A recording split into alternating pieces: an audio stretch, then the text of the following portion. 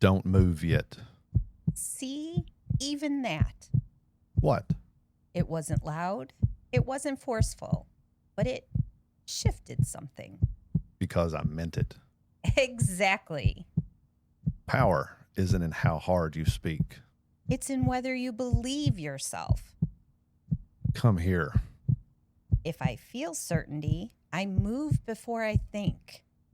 And if you don't, I hesitate, even if I obey. submission doesn't respond to pressure, It responds to steadiness, to a tone that doesn't rush. to silence that feels intentional, not empty. Your body listens to my voice before your mind does.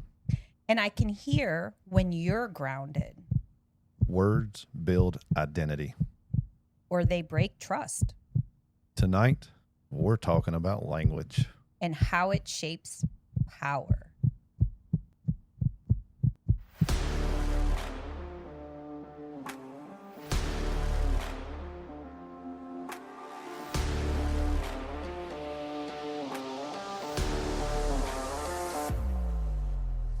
Prepare for a fusion of knowledge and exhilaration, where education and excitement collide.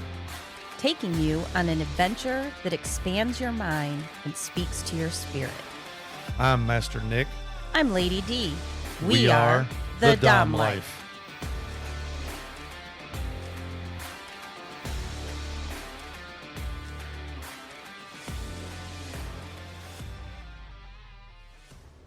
This podcast contains sexually explicit topics and adult content. It is intended for listeners 18 and older. The opinions expressed in this podcast are ours alone, based on our personal thoughts, feelings, and experiences. We understand that others may have different opinions and experiences, and we respect that. We would love to hear from you. You can reach out to us at www.thedomlife.com. Hello, everyone. Welcome back for another wonderful episode. And man, have we got a good one for you today. Yes, we do. So, as we try to teach and educate you all, we are also trying to teach and educate ourselves in reformatting and changing up our podcast a little bit, trying to make it a little more educational, adding on to the previous episodes that we have brought you. So we are looking to push ourselves Yes. to the next level as well. So hopefully you enjoy this. I know we're going to enjoy it. And Yeah, there's we're a not lot of talking It's points not on this. Yeah, it's not like we're making big changes. We're No. trying to dive a little bit deeper into some areas Yes. of DS. So that's part of the problem, is that a lot of the comments and people, they're like, hey, we're really enjoying your podcast. Tell us a little bit more about this, or tell us more Right. about that. And one of the big topic requests is dominant submission. Like, let's talk about that. How do we get into it? We're just starting. Yep. It's not necessarily about the impact. It's about, A lot of it's mental. A lot of it is psychological. Yes. And that is why we chose this topic today, the language of submission, how words shape power. And this is going to be a great episode. It's probably going to be a multi-part episode. yep. There is a lot of information, a lot of discussion points to bring you. So let's just go ahead and get started, get right into it. Why words matter more than physical dominance. So dominance isn't proven in what you do. It's proven in what you say and how you say it. Absolutely. The words regulate the nervous system. Yes. And a good tone creates safety or tension instantly. Yeah, you can do that for me. Yes, sir. A command can feel grounding or destabilizing depending on the delivery. Yeah. So like, for instance, when a dom yells a command, it takes a total different dynamic when you're raising your voice, when your emotions get involved. Yes. When you're, when you're elevated, when your blood pressure goes up, when your stress level goes up, all of that, it kind of makes everything kind of feel out of control. Yes. A little bit different than when you're using your quiet, Yes. calm, steady voice to give the same command. I mean, it's a big difference between when you say, stop it, or when you say, stop Yes. right now. There you go. It's a big difference. And I think that a lot of times, if you're letting your emotion take you over, then you're not modulating those tones in your voice. Right. Submission is often triggered psychologically before it is physically. No way. I need you to grab me and throw me around. Not necessarily. Right.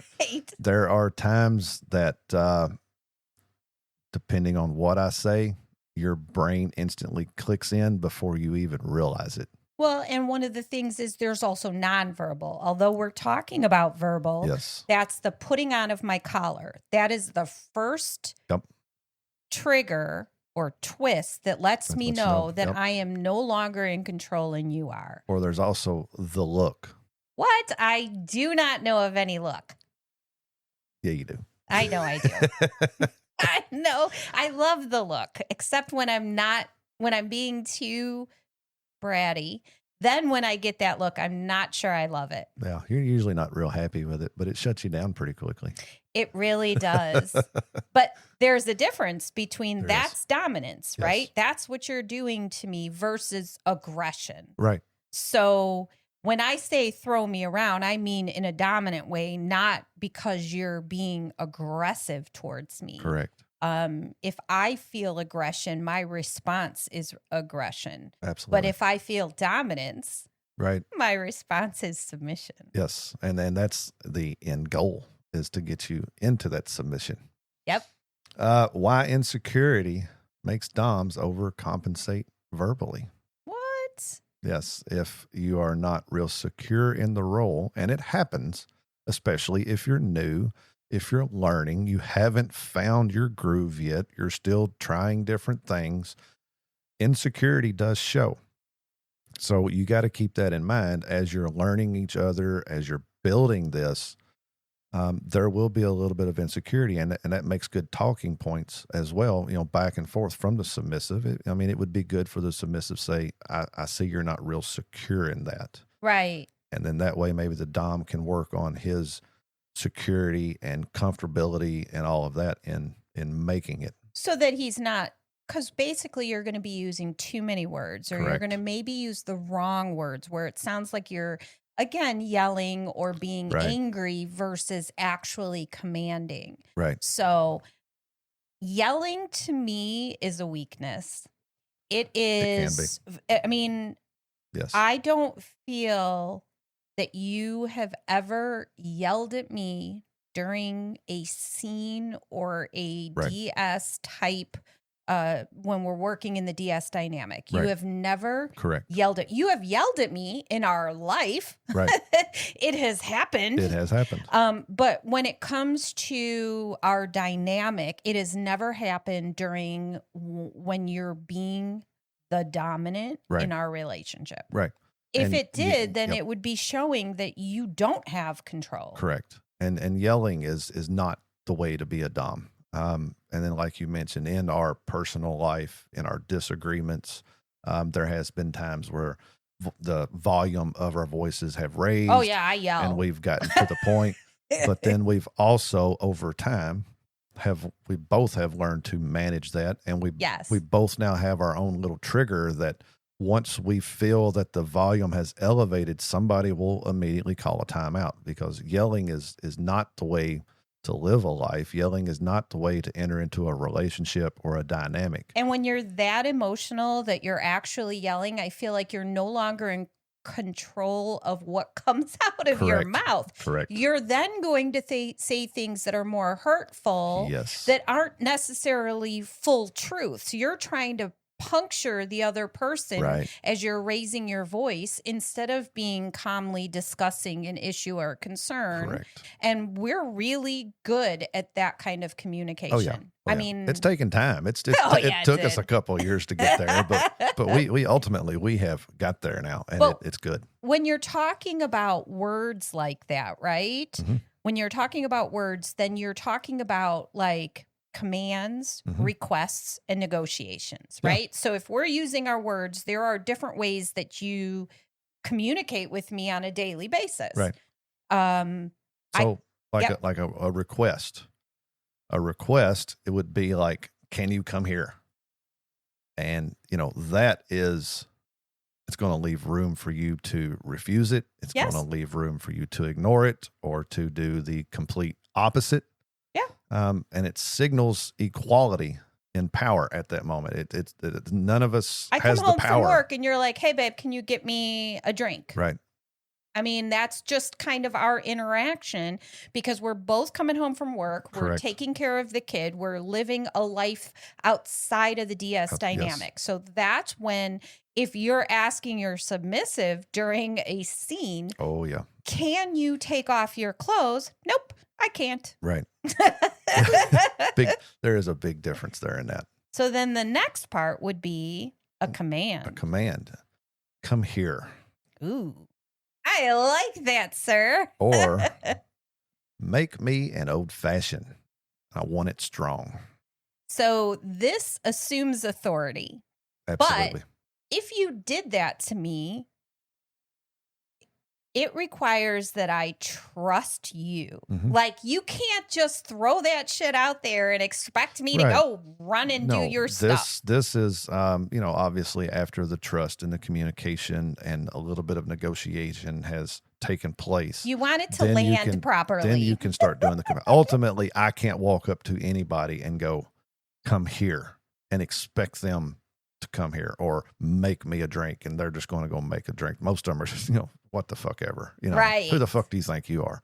So, but as you're building your dynamic, and you build your trust and you do all this, that's where the commands come in. I think at our next party that we have, that's in our home with Mhm. our friends, I think we should make it where all the doms can do all the commands that night. I think that submissives have to do. Regardless of who says it. Right. I Okay. think it should be a night, that would be fun. and we can negotiate what that is, but I Right. think it should be a night of commands by the doms Yep. versus a casual get together. Lately it's been, I'm broken. We Right. finally had our friends over and it was like a casual Yes, it was. event. It was very casual. Yeah. So, but I think that again requires that you have it in order for me to listen or the person to listen. There's already some agreed upon things. Right.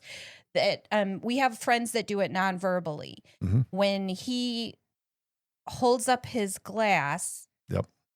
she is required to make the drink. the drink. And this Yep. is part of the contract. Yes, this is So in their this contract. there doesn't even have to be a verbal command Correct. in there because it was negotiated. Yep. So that leads you to one other way to do things. Yep.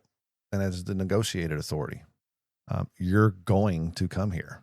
So basically, the way that I take that is you're telling me what I'm going to do, but I do have the right to refuse, but that means that I'm choosing not to be submissive. Correct. You're giving me the right, but it's not a casual. There's still a dynamic there Right. because you're making a command, Right. not a request. Or also on the flip side of that, when you make me an old fashioned, I want it strong.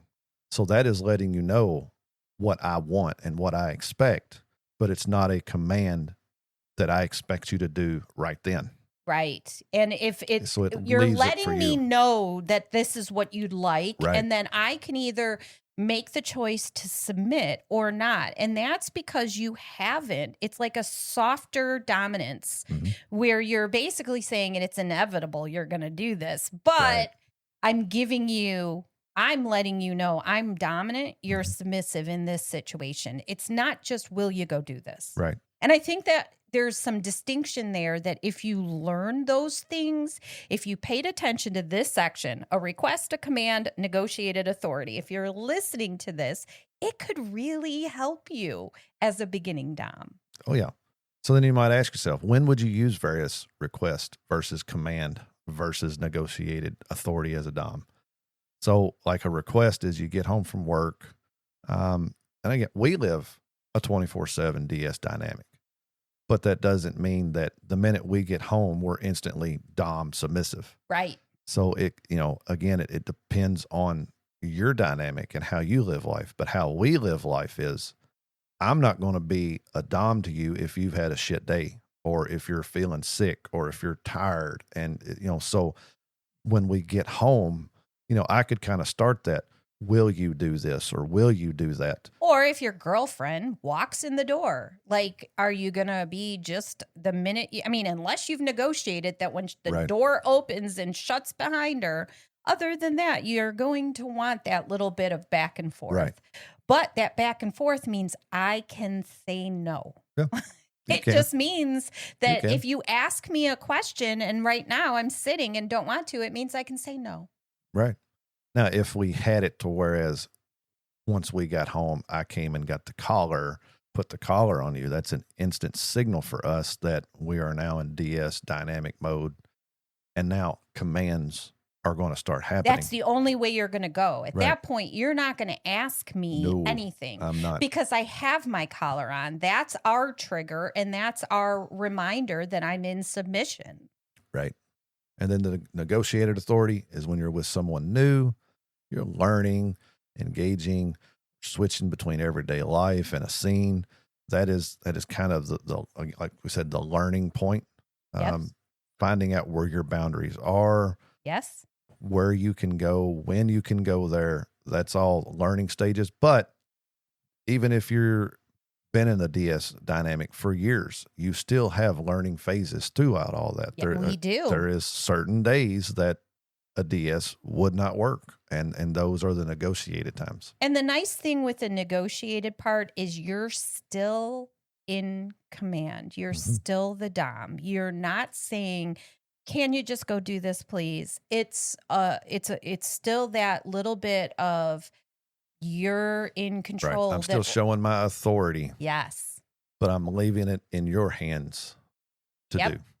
Yeah, absolutely. I think that that's really important distinction for people. Yeah. I really think that listen to it again, because it is one of those things that makes a big deal on how your submissive will respond to you. Absolutely. All right, now let's get into how you can elevate it psychologically using tone, pacing of speech, and the nervous system regulations. What? This is not possible with just words. It is very possible. This is where you use your words and your tone with authority and trust to build your dominance. So a slower speech increases perceived authority. I think natural leadership is someone who speaks clearly and slowly. Yes. So I've dealt with natural leaders, and when they're talking to their teams, they tend to slow down. If you hear somebody going, blah, blah, blah, blah, blah, blah, you're like, I don't even know what you're saying, let alone. That's how I am.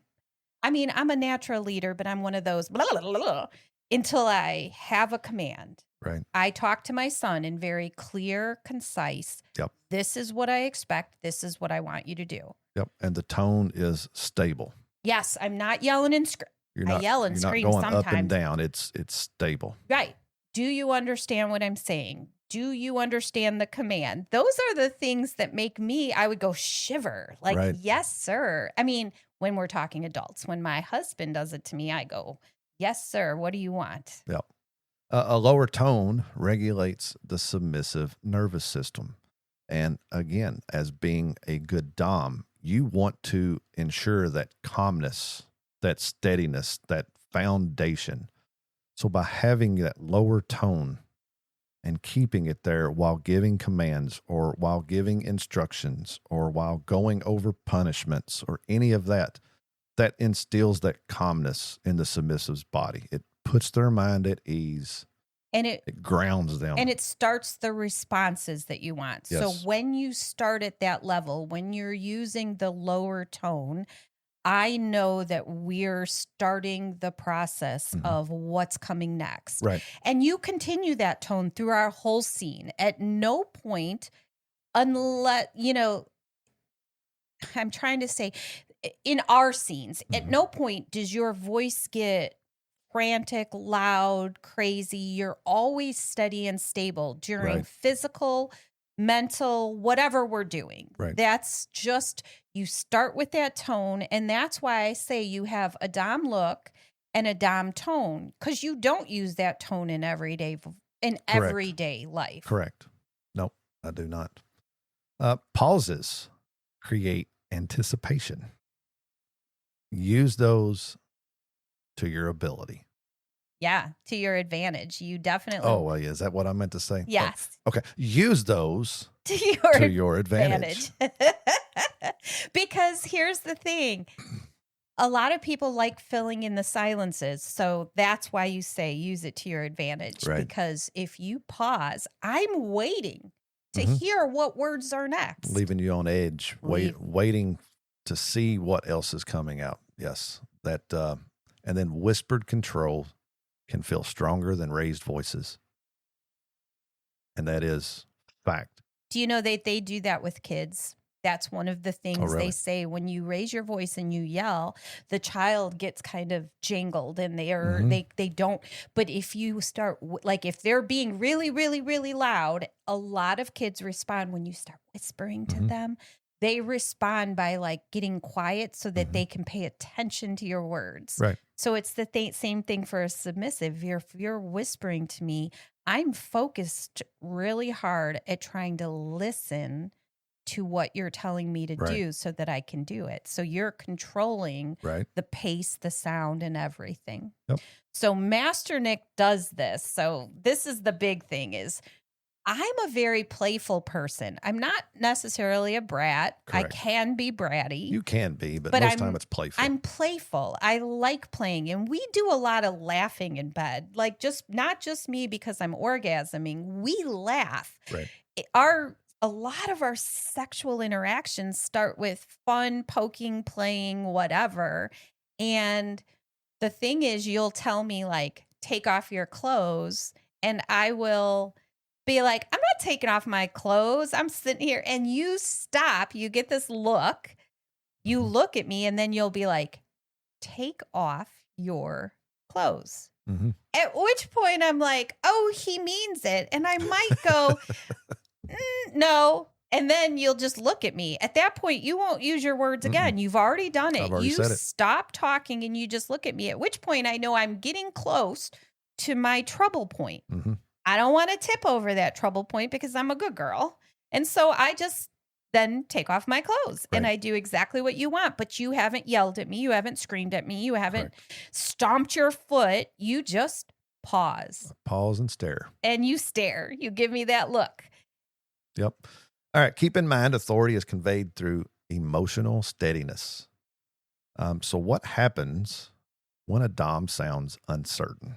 I'm not going to listen. And that's what happens. If you sound like you're hesitating in giving me this command or telling me what to do, I'm not comfortable in your ability to lead, and I won't follow. Right. I won't submit. All right. So what happens when a dom sounds reactive? That's when you're angry or when you're responding to me and escalating things rather than keeping your tone steady again or quieter. And at which point I'm now worried that you're actually angry and it's going to affect my tenseness and my ability to actually be comfortable in what we're doing. All right. So why emotional regulation is the hidden skill of dominance? Why is emotional regulation the hidden skill? Well, again, you don't want to be the dom that flies off the handle. You don't want to be the dom that shows when you're angry, especially in a scene. If something goes wrong in a scene and it pisses you off, you can't show that. I mean, scenes don't always go as planned. What? I don't think I have ever had a scene that I have planned in my head that went exactly that way. Something has changed. Something has happened. So by having the emotional regulation and not showing that, you wouldn't know that scene didn't go the way I had planned. Right. And if you reacted, I may not hit subspace. But if you don't react, then, hey, guess what? My scene was exactly what it was. Your scene was flawless. So it takes a lot, especially, depending on what your dynamic is. If you are a soft pleasure dom and you start building a dynamic with a brat and it's something you're not used to, or it's something you don't know how to control or to handle, you will soon find the emotions will get tied up in that. You will start getting aggravated. And once you're aggravated enough, that turns into anger. So it's being able to control your emotions and knowing what situation you're in was what will make you And a if we good go dom. back to previous episodes, it's also about building your toolbox so Yes. that you can You actually can control it. regulate it. Yes. If you It's a learn, skill. it's a skill like everything else. It is a skill. And you've had that. I think you are a natural born leader because honestly, you, from the day we've met, have always, maybe it's being firefighter EMT for as many years as you were. You know what I mean? Right. You are just a very steady state person. I'm more emotional. Even when you get emotional, the way I can tell is because your jaw clenches and a little vein pops. Now, going back to that, I wasn't always that way. And it took classes. It took training for me. Now, this was management classes at manufacturing facilities that I took. But there was times I wasn't. I was a leader. I was in a leader role, but I don't classify myself as a good leader at the time because it didn't take much to set me off. It didn't take much for my emotions to come out. It didn't take much for me to raise my voices. We And would that not was- have worked at Correct. our younger No. age because I was just as passionately Right. angry and frustrated. And I mean, like I'm a Right. lot less expressive So than I that- used to be. That goes back to the emotional regulation. It is a skill. It is, if you don't have it now, that doesn't mean you'll never be able to get it. It takes self-reflection. Let me re-say that. It takes self-reflection. That's better. Way better. And working on yourself and understanding your triggers and understanding how to handle them. Right. But you can get there. So everybody is capable of doing that. And the thing is, the reason you're doing this, the reason is because you want to be in personal life aside, Right. we're talking BDSM Correct. and you want the submissive to respond to you a certain way. Absolutely. And responding to you because you're angry and throwing around weight and it's not going to get you the responses you want. Right. If you want instant submission from your submissive, that's true submission, then you need to develop all this because otherwise what you're getting is fear. Mhm. And fear is not giving you the actual Right. complete control that you want. Right. My husband has complete control because I trust in him. I'm not shaking on the floor because he raised his hand to me. I'm giving it to him willingly because he controls his volume, his anger. Right. We do these things because it's pleasurable, not because I'm fearful. Right. And that is one of the, where it goes into the narcissistic or abusive is maybe the submissive gets into this and everything's good, but then they're scared to take back their control. And that's what leads to a lot of abuse and stuff in BDSM, I feel. That's my opinion. And I think that leads into the next phase of this, which is developing psychological responses. Right. Using commands, praise, and sometimes negotiated degradation. Mhm. But when it comes to us, we're talking the fact that this psychological responses that I have to you are because I trust your leadership. Right. I have psychological responses. There are things that you do that instantly make me wet or instantly turn me on Right. because I need this DS dynamic. I need you to be the dominant. I do not want to take control in the bed. I do not want to be the leader all the time. I want to look at you. Even in our general life, Mhm. you know when I'm at my limit Oh, yeah. and I will turn Oh, and look at you and you will take control. I never have to worry about your leadership skills. I give you one look and you step in and you handle it. Right. And that's like natural leaderships. This is what you're looking for when you have when you're being a dominant Right. and when you're a submissive looking for a dominant. Yep. So praise. Let's take a break right here, Right now, right now. I'm really enjoying this. This is a great topic and this is a great discussion, but it is going to go longer than what I like to put out in an Oh episode. no, So we let's talk make it- too much. No, we didn't I talk too thought much. you This said is you just like full. silence. This is full of information, and it's great information. And I know most listeners don't like to go very long in an episode. So let's pause it right here. Let's give our listeners time to think about this, go back, re-listen to it Before giving him the rest. We'll be back next week with part 2. Make sure and come back and check it out. See you then. Bye. Please follow, like, and share our podcast. Make sure to visit thedomlife.com, where you can find pictures and other details about the Dom Life podcast. And through the Contact Us button, you can ask questions or provide recommendations for future episodes. We want to explore your kink too. Be sure to check out upcoming events to see where our adventures are taking us and our photo gallery to where we've been. Thank you for joining us on this journey. We hope you had fun listening and learning with us. Till next time, keep calm and remember your safe word. Red, red, red.